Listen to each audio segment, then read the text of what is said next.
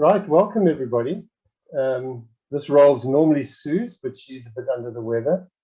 So she asked me to step in. Hang in there, Sue. Glad to have you here though.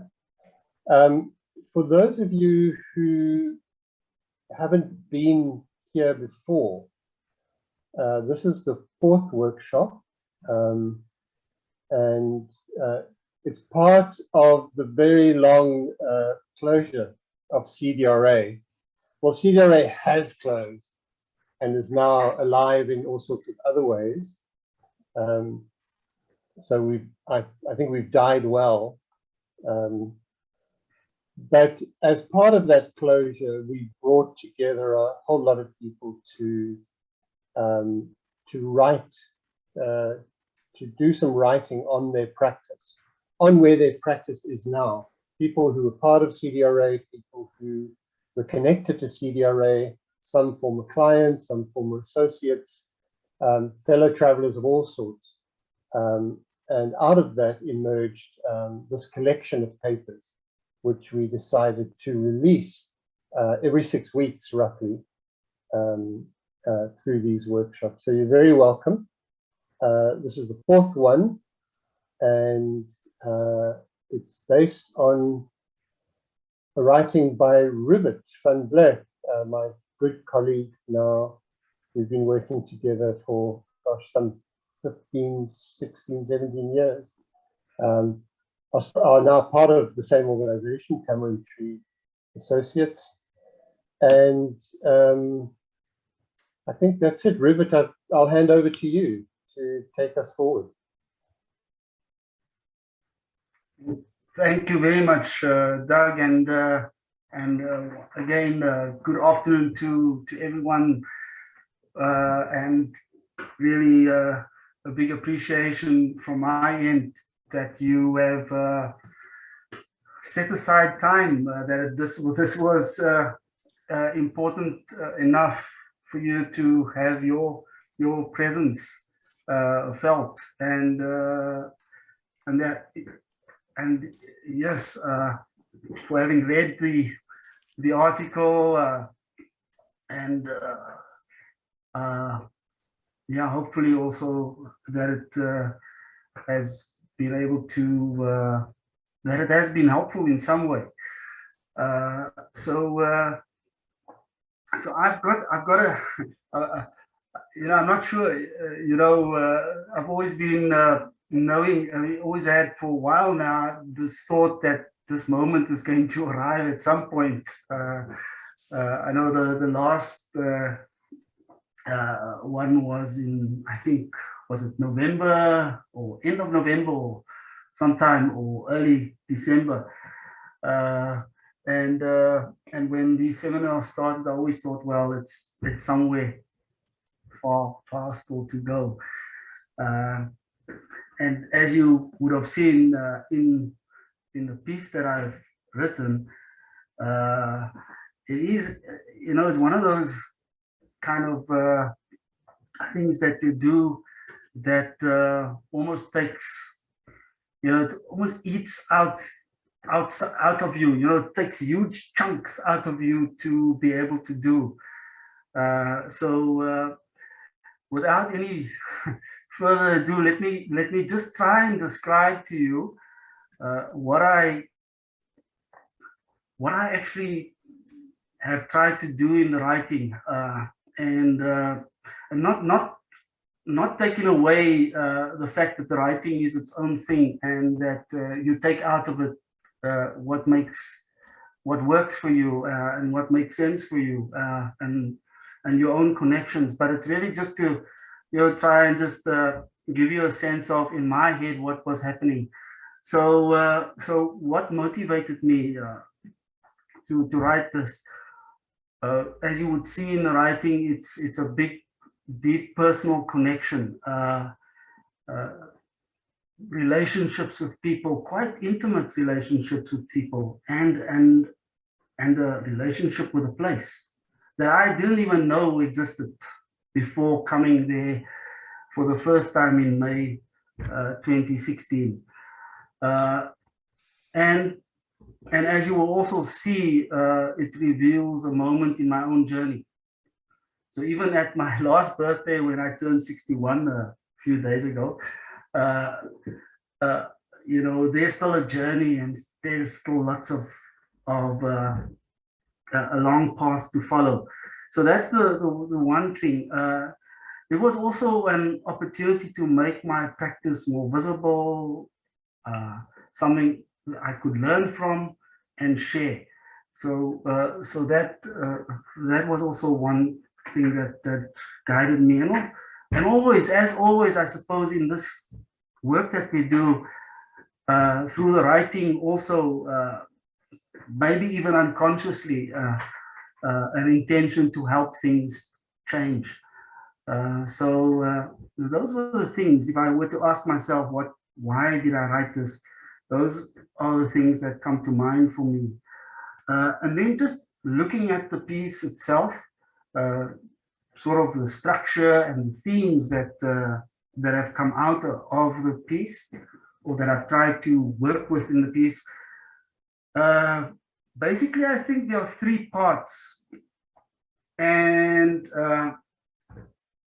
I think they're all connected to a practice. So the first is the piece as a whole. This is the first thing I want to say. It tries to describe, or attempts to describe, a situation. In our practice, we speak of the phenomena. You know, this living form that is evolving, and that is immensely complex, and that, you know, you are like a little sand grain in it,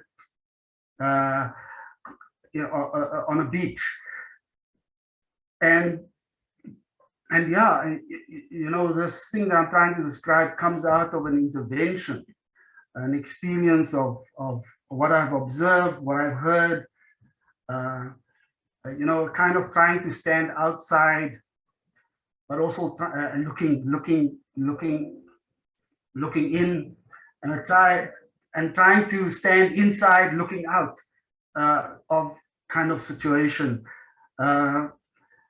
So that's the first thing, you know, as a whole, it describes something. And then the second thing is it's about the practitioner that is intrinsically involved. You know, not a practitioner that is an objective outsider. Can never happen, in fact. But it's all that comes behind the practitioner that is sometimes very difficult to always be conscious of. You know, the biography, the identity that you as a person bring into a situation. And then the third thing, it's about context. So I suppose I'm saying, yes, we have democracy, but in reality, we are all still unfree. Everyone is unfree.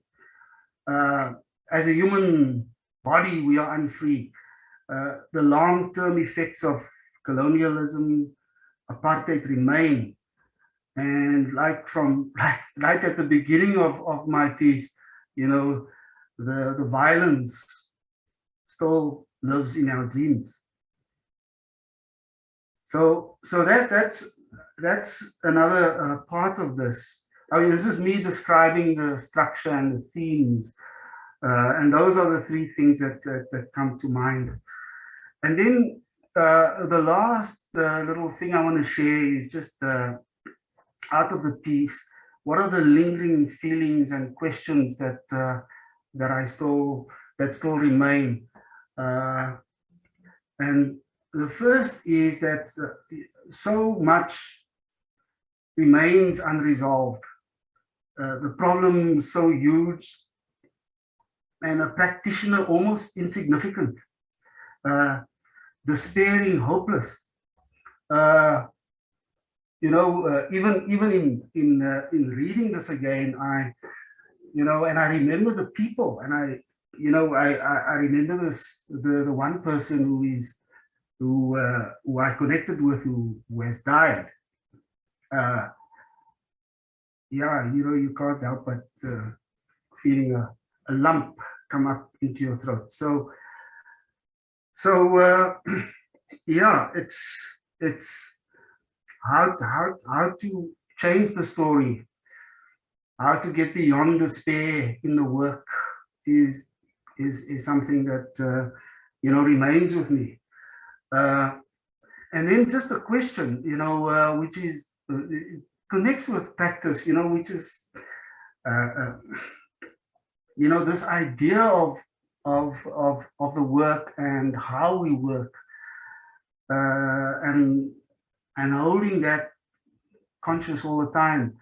The question that remains for me is which notions of practice do we draw on to serve us and us as practitioners and humanity in these times? Can we make that a little bit more conscious? Can we connect to that a little bit more, vividly and strongly? I'll repeat again. I struggled with this. What question? To try and capture at the end. A question that I am left with after writing this piece, and that's my best that I could come to. Which notions of practice do we draw on to serve us and humanity in these times? I think what I'll do is I'll just write that down in the chat, if I can find that chat again. Where is it? Here it is. So I'm going to write that down so that I can share in here with everybody. Which notions of practice do we draw on to serve us and humanity in these times? I'm not sure I can make it more clearer than that, but anyway, however it lands, it's okay. Okay. I think I'm going to stop there now. I'm not going to open up for questions or anything, but I'm going to ask that you all go into some kind of individual reflective space, a little quiet reflective space on your own. You may even want to switch off your video, and for the next 5 to 8 minutes, to just think about the piece, what you have heard me share, and then I'm going to post these questions into the chat, just to guide your reflection a little bit. Let's do that quickly. Okay, here they come.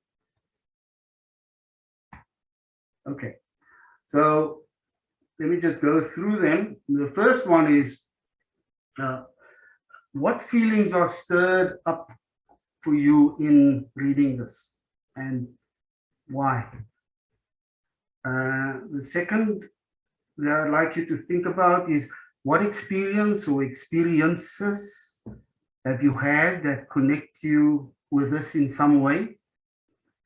And then the third one is, what questions or thoughts emerge for you? So there may be quite a lot happening for you in your reflection, but if you could just try and distill out something that you could share as a question or comment. Perhaps maybe I'm going to challenge you a little bit to phrase it as a question, so that it can open up a conversation. And then once you're ready, if you could just, articulate it nicely and phrase it nicely, and then pop it in the chat. So we'll have a running chat of questions or any comments that we can all have a look at as we go along. So you could get into that straight away. Some have already done so. let's give it a few minutes. Okay.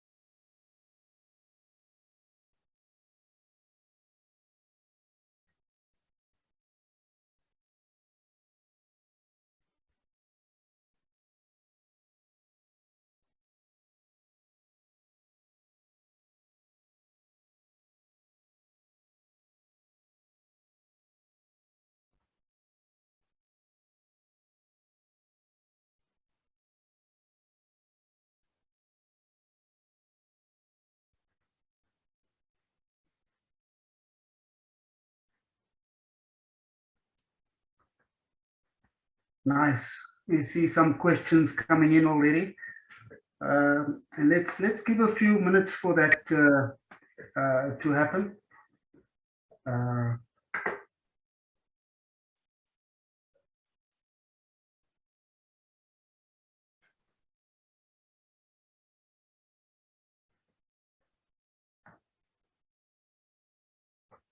How do I consistently bring myself into an intervention I am trying to facilitate that restores and affirms the humanity of everyone, including myself? There's one question that's come out among several already.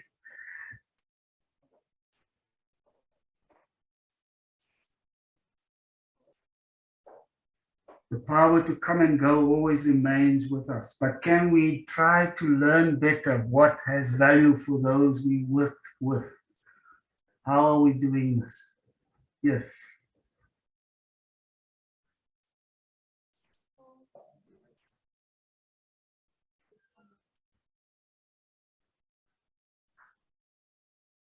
The struggle, questions of struggle here, how to enjoy unearned privilege while being surrounded by injustice. How can we make more space for stories?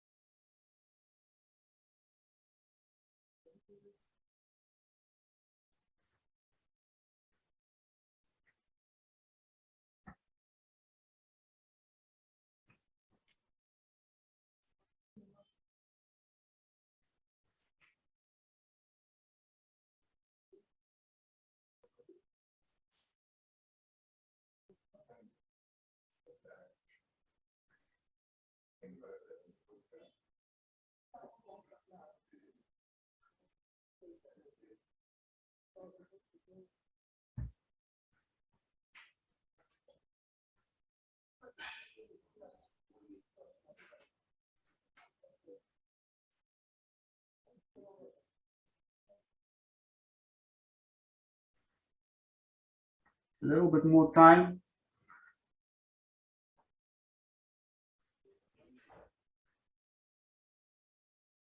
Thank you to those who shared their questions so far.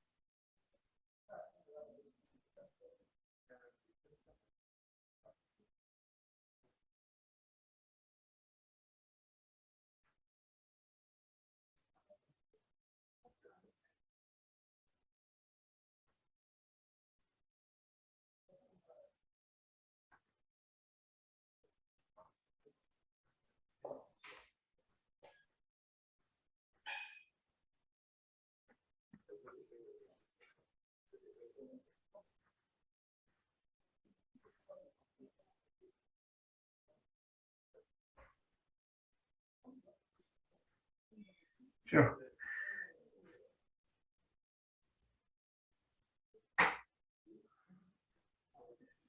Okay. Oh, lots of questions being generated. Yeah, I have not even been able to keep up with everything that's been written and shared here. But thank you very, very much. I think we all have followed in some way what's been coming out, and out of these reflections. But now we want to open up a conversation. So we're going to go into a small group activity, buoyed by the traction that has now been happening. You know, we've read the piece, There's been some of my introductory comments, individual reflections, and all these powerful questions that have been generated.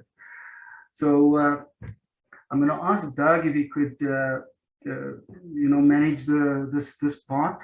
But firstly, I want to just post some guidance to you in the chat, how we can structure these conversations in the small group. So basically, two things that we want you to do. So we'll keep it very simple. Okay, let me just get that into everybody. Here we go. Okay, so in these smaller groups of 4 that you're going to be divided into, firstly, just each share your individual reflections, and first, well, greet and meet each other, and then share your individual reflections, questions, maybe your own question, maybe something that was evoked, out of the chat, and then have a round where each one gets an opportunity to share. After that, just keep the conversation going, see where it leads, and then when we return, we will open up for bigger sharing. Okay, not report backs. So this is really just an opportunity just to work with what's coming up, and in your little community, small group community, and then when we come back to the big space, we'll just have a bigger conversation. Okay, does it all make sense? Yep. Fantastic. Over to you, Doug, and you get us going into conversation. Yeah.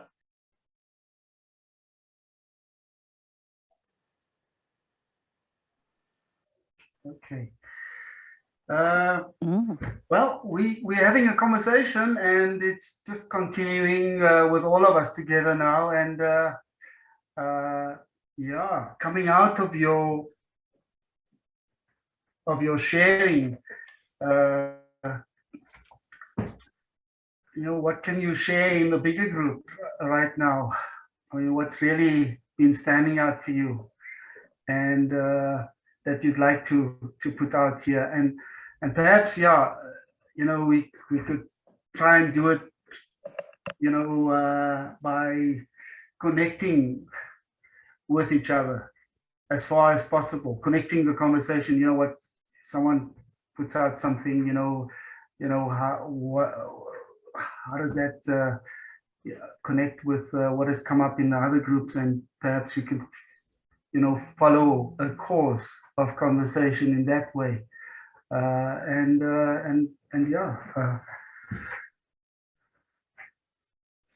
an engaging interesting bit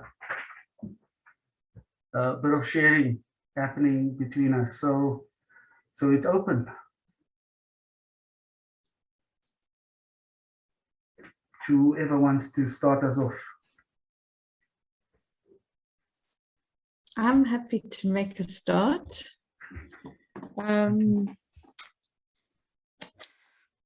Sure. So maybe if I can start just by sharing my kind of personal response to reading your piece, Rubert,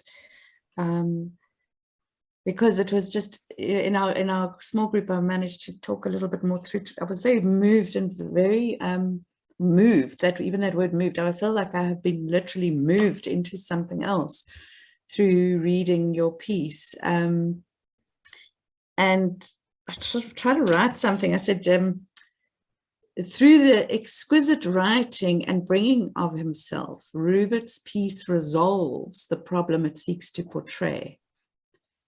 That is, through being so fully present, so joined to the situation and the writing, he helps heal a people who are set apart. And it really, I mean, even as I sort of think that now, I was struggling to find the words, and I came to this little phrase, people who are set apart. And then, of course, I thought, oh, apartheid. Apartheid wins, as it continues to do so often. But this real sense of a people set apart, and how in bringing yourself so incredibly powerfully and with such fine expression of very precise experience of being yourself in that situation, you somehow transform something for the reader. So that for me was amazing, and I want to thank you for that. Yeah, very, very powerful. And in some ways, it's kind of, well, then, you know, in our small group discussion, we got into what does this all mean? And on the one hand, I was left feeling like if we're going to go there, which in South Africa at least, if not the whole world, because actually the whole world has got people bring these histories into whatever encounters we meet each other in. So if we're going to go there, then we've got to go there fully. And even if we don't necessarily declare our vulnerability all the time in the work we're doing, because sometimes you just got to do a deliverable, to be so fully in touch with all the whole self in the way in which you describe is a real lesson. So there's something. But then we were also very in touch with the absolute heartbreaking brokenness of the very particular situation you described. But again, that is a kind of a meme to take us into many of the realities, at least in South Africa, of brokenness and things that can't get fixed. And it raised for us a really interesting conversation about economy and the extent to which you can work with feeling and the self and identity, and even that exquisite connection to identity in isolation from economy. And what does it take to work with material reality in these situations that are so utterly wretched? Yeah, so I'll stop there. We had many ideas. We had a fabulous conversation that sort of circled both, that incredible inner world of the self and then that hard outer world of broken, much broken, but also broken economy. Mm-hmm.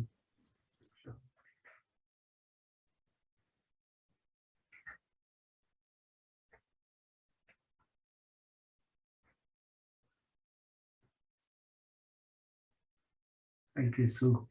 Yeah, let's just let it happen. So as you feel you want to come in and connect, just raise your hand, or I see Josette. I see your, no, sorry, that's my little cursor on your box. But yeah, as you feel, just come in and connect with what's being said, or what you've experienced in your small group.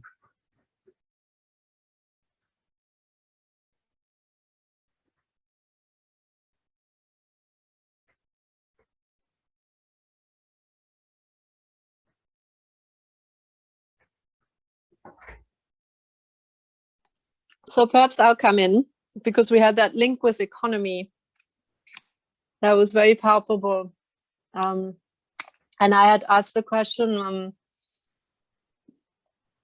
of the trajectory, if you're taking the story, your story, into the Corona time and what we've witnessed there around responses to a first sense of collapsing things around systems that were known to work somewhat, but were not working anymore, and what creative responses people have found to come together around an issue, like the gardening was a prevalent one. The many efforts to grow food or feed people, or somehow connect, and how there is this this underlying impulse that for those moments transcends institutional efforts.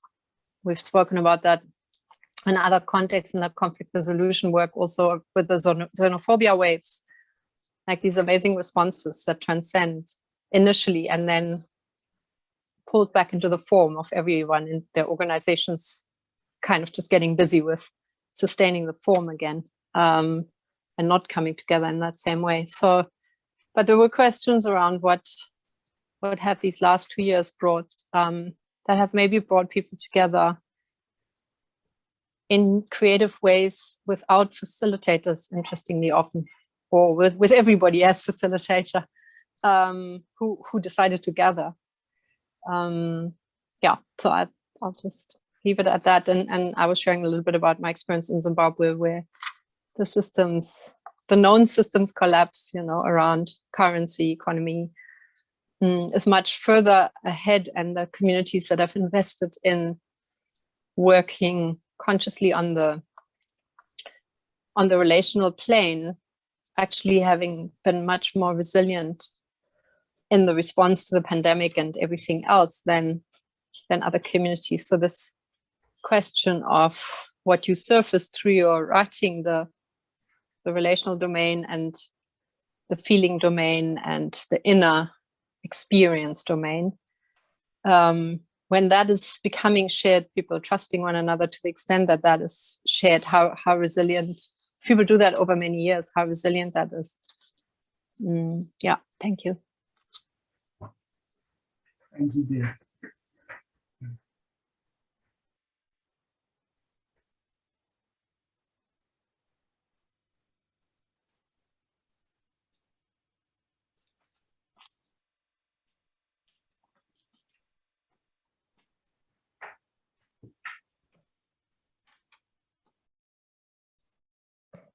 I think we had a very wide-ranging global existential kind of discussion about many of the issues that are raised by your paper. But towards the end, for fear of drowning in the problems and the challenges and the power differentials and the material differentials that make going into other people's communities or lives very problematic in many ways, we were just thinking at the end, well, what can we learn from that? I think there was a sense from all of us that actually we have to start or continue to do things very differently. I don't think being a facilitator in a community is necessarily going to be the way forward anymore. And I think for those of us with the power and privilege that we've had over many years, have to be really listening to those who are challenging us, which is very, very vocal at the moment in the UK around Black Lives Matter and Me Too. Unfortunately, the NGO sector is very resistant to change and very resilient about hanging on to what they do and how they do it and all the baggage that they carry. But I think that we really have to start asking the question about, what is the role of an outsider coming in, and how can you do it? How can the whole thing be done differently? How can we work much more in collaboration, much more collegiately, much more sharing the skills we have, but appreciating the skills they have and working in a very, very different way. So much more finding ways to work collaboratively, and we need to stand back, whatever color we are, whatever context we're in, we're all educated, we all have all kinds of sets of concepts and knowledge that's come to us over many years, and we haven't been learning and listening to very, very different ways of understanding the world and what it means to people if they're very poor, or if they're single moms, or if they're in a very broken Black community in London or in Cape Town or wherever, you know, we haven't invested nearly enough in the listening, and I think the listening was really important in your paper. But for me, I think certainly coming from a dying colonial power, which is dying publicly in the most global horror story, you know, we've got to do much more radical thinking. I think we know there are lots of voices, lots of worldviews, lots of very different ways of being, but we're not really incorporating them yet into the way we're approaching how we're going to work on these really difficult issues. So I think there may be a case for us stepping aside completely in a lot of situations and letting other people do it their way, and making sure that the resources we have go to other people. It may be about collaboration and cooperation and shared thinking, but I think we've not really started. In the UK, there's some great small initiatives, but still there's an enormous sense that the people who've always had the power really need to have it, because probably they are better than everybody else, really. So I just think your paper triggered many things, and particularly what is it that we need to be doing and thinking differently about, and how to shift some of these inequalities in relationships of power, recognizing that the material differences are always going to be there, unfortunately, probably. Anyway, others were in the group, but it ranged from the very personal to the completely global existential. And we really appreciated the paper, Rubert, really. It triggered a lot for us.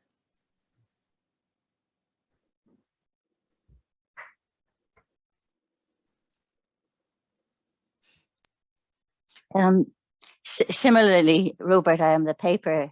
I actually only read it this morning because I really wanted to be very fresh to it, and I found it very moving. But the whole thing about identity is something that we're dealing with in Ireland now, and while we live next door to Britain, we have a very different history. And for me, I'm just to respond to you, Tina. I'm seeing myself or my new way of working is that I am an insider in the one world, in this ball that I belong to. And that's actually giving me a different perspective. So I'm intending to intervene as much as I can in everybody and anybody's life, including my own. And I'm going in with that attitude of being part of this. And the question behind me is that if I see myself as being part of a one world, one people, you know, one earth, all living and connected, that's a different perspective to how I might have gone before. So I'm not seeing myself as we and they. But in that attitude, it's an openness then to exploring with others and stepping aside as necessary. But it's a beginning, is what I'm seeing. So that whole idea, I saw myself as an outsider facilitating things, but now I'm kind of saying to myself that this way, and it's also leading to me just to being fully present in the work that I'm doing. Very small pieces of work, and it's making a huge difference. So I think, Rubert, that's what it stirred for me. And then just responding to Tina there as well, is that, yeah, I want to respond in this new way. Thanks, Maria. I just like to say, I just love how you responded directly to Tina, and maybe this can be how the conversation continues with each other here as well. So thank you very much.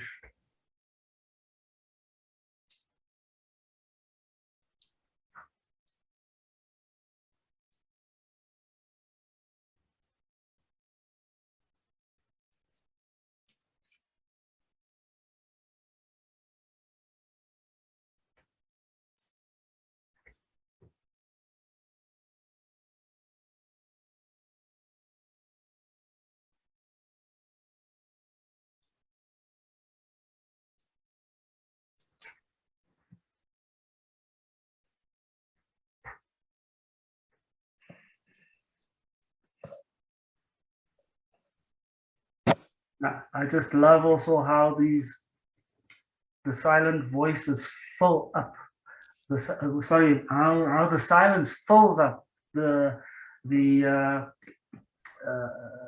these spaces in between the people coming and sharing. So they are it's not an empty silence at all.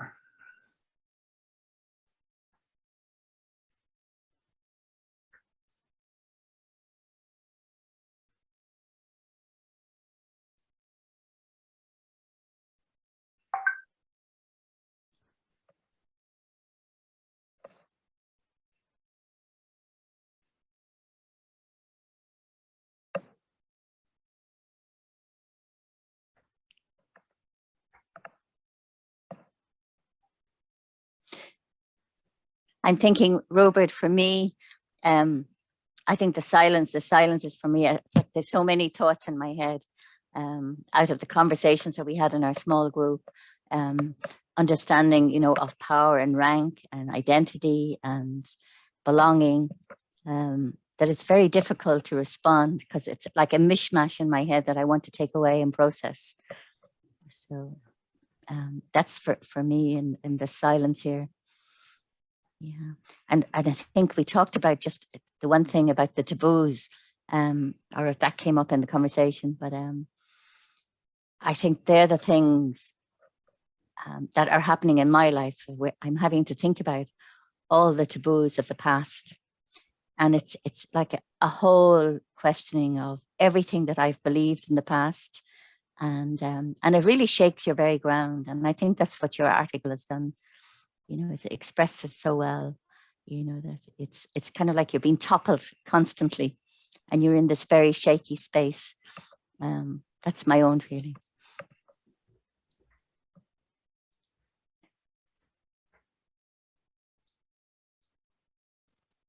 But maybe if I can contribute a little bit on my reactions on the reading and also on the group. And first of all, I don't know you personally, but I want to acknowledge how beautiful it was to read yourself, because there was a huge amount of warmth that your piece brought to me, and I want to thank you. Maybe there's a lot that went on in my mind, as Marie has said,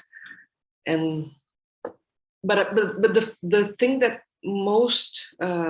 is most important for saying right now is that your piece provided me with a very clean mirror, a very, very clean mirror where I could look at myself, I could look at my country and the problems that I face and be able to see more and more. So it's so personal and so intimate, and at the same time, it's so universal that can be used, it can be understood, it can be, revolve the ground everywhere. So it was really beautiful, and I would like to thank you very much for being able to put all this in words.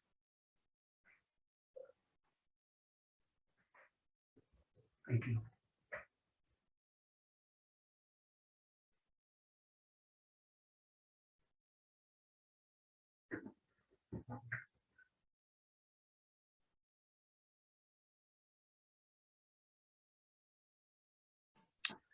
Maybe I'll follow Patricia. I think what I want to say connects to both you and Mari.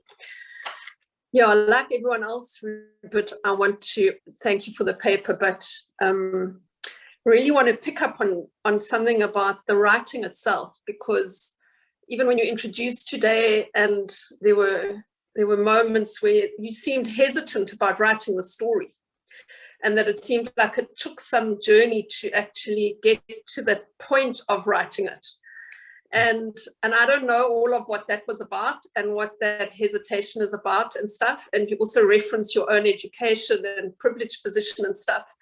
And it talks to me of what it takes to actually find this kind of writing voice.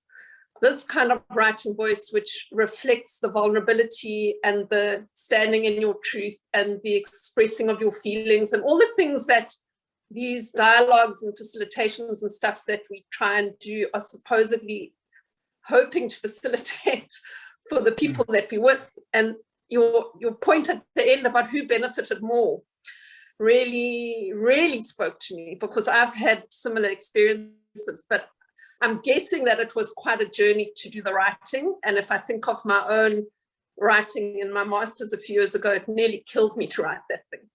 So what's striking me is how much it evokes and how much it's generated and how much people have deeply valued and appreciated it. So it's a double echo. It's the struggle for ourselves, but it's what it takes to get to that place. And even those of us who've got a lot of privilege, like people will look at me and think, how could you struggle to find voice? You come from a white community, you've had a privileged education, you've had any number of things that you would look at me and think, she's got voice, she can speak easily, she's whatever. But this kind of writing, I've taken 60 years to even begin to attempt to do. So it's that echo that I think is so powerful in what you've done and what you've brought. And I want to acknowledge that what I can imagine was there, but how it's jumping that hurdle that actually has the power and the potential to open other doors. And I think that's a lot of what people are also saying. So I think that point of what does it take to stand in our truth and to bring it out for ourselves as practitioners, as writers, as facilitators, and what does that, how does that help us to help other people, or not help, but bring a resonance or a frequency in environments that would encourage others to do the same. So that's living with me very, very strongly. And I want to thank you hugely for having the courage to put it out there. Thanks, Michelle.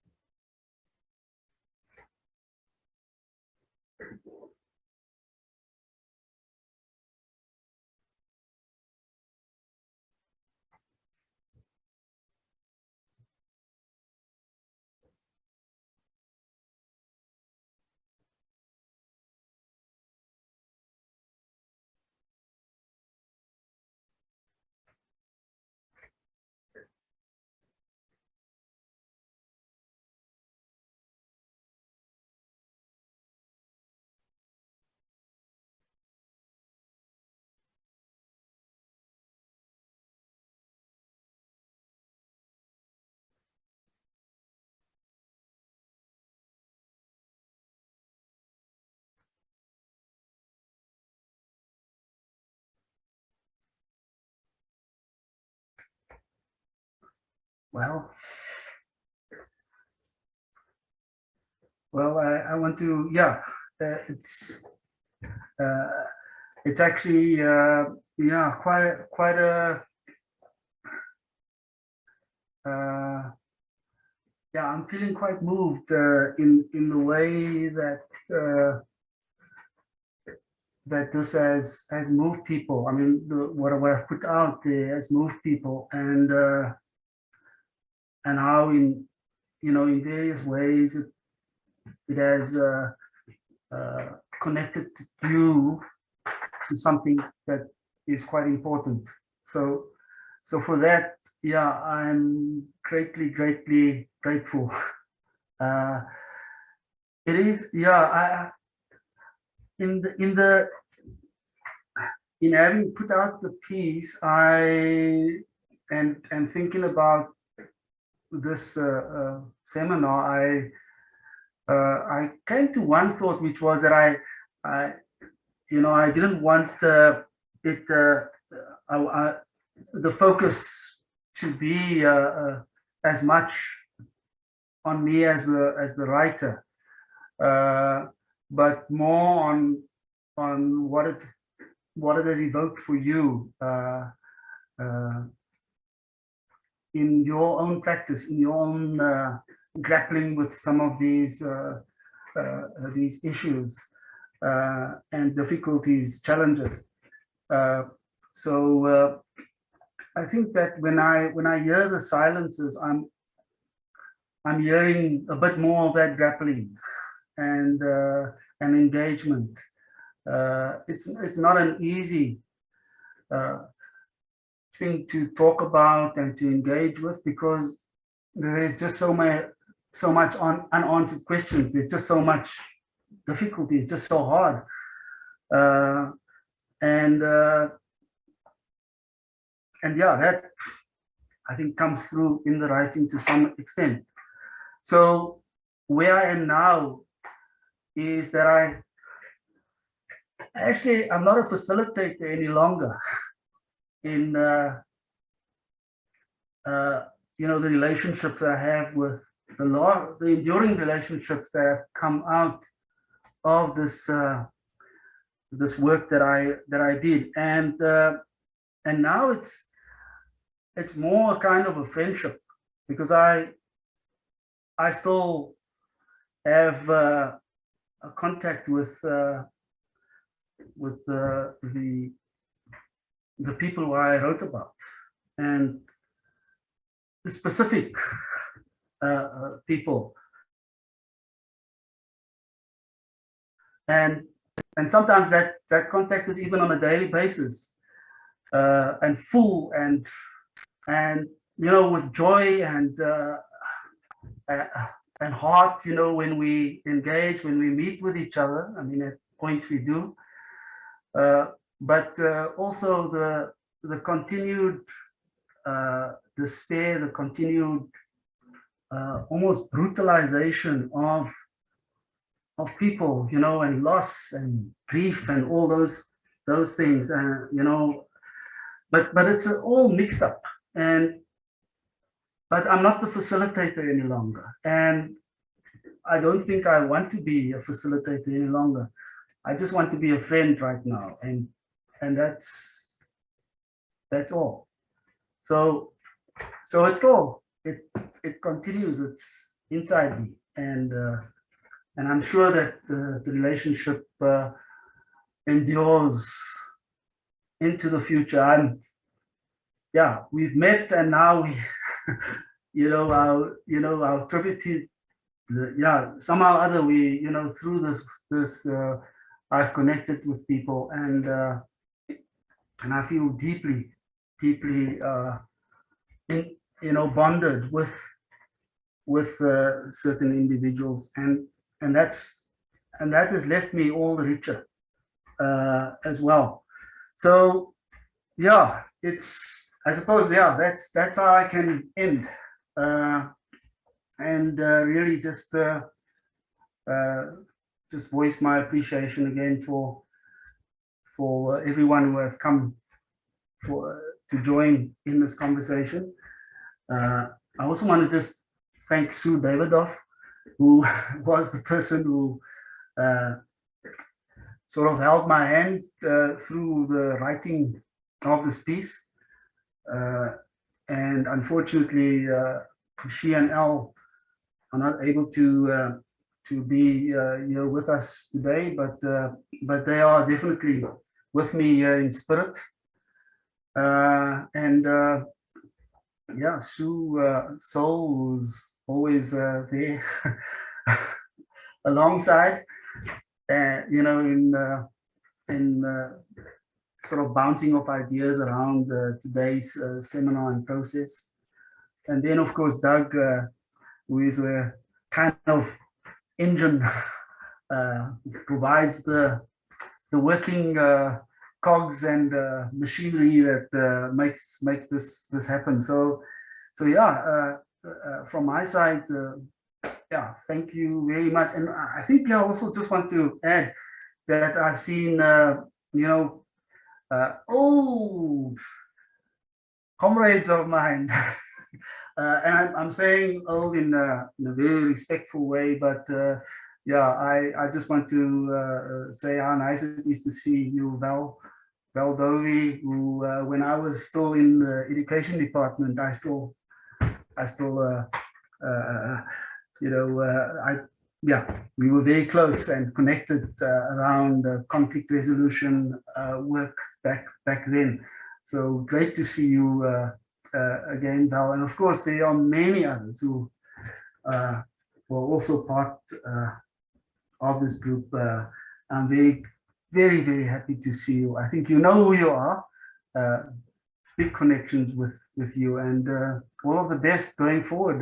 Hope that this year is a very, very good one for all of you.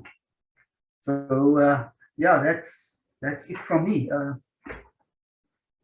So I'm handing back my power to Doug, who is the person who will bring us all to a close, I think. Thank you, everybody. Thanks, Rubert. Well, speaking as a cog in the machine here, not only, but thanks, Rubert. That was really marvelous, and thanks for just the real dedication you always show to your practice. It's a real inspiration. Great. Well, this is, as I said, it's the fourth one. It's the first one for the year. And in 6 weeks' time, we have another, which happens to be a paper I will present on the paradoxes and weird things that happen in culture change in those enigmatic things we call international NGOs that my colleague and I have been working with. It is an ongoing story, so you're not hearing a case study of something that's happened, but it's something that's very much alive and is still being written because of that. So you'll get sort of the latest unfolding in an endless process of culture change and the kind of support that we're trying to provide to it. But more of that, for those of you interested, that'll be in 6 weeks' time. Thank you so much to all of you. And yeah, go well. Hope to see you again. Cheerio. Thank you. Bye-bye, everyone. Thank you. Bye-bye, everyone. Yeah. Thank you, Rubert, Doug, and everyone. Great to be Bye, here. everyone. Thank you. Bye. Thank you. Thank you. Bye-bye. Thank you. Bye-bye.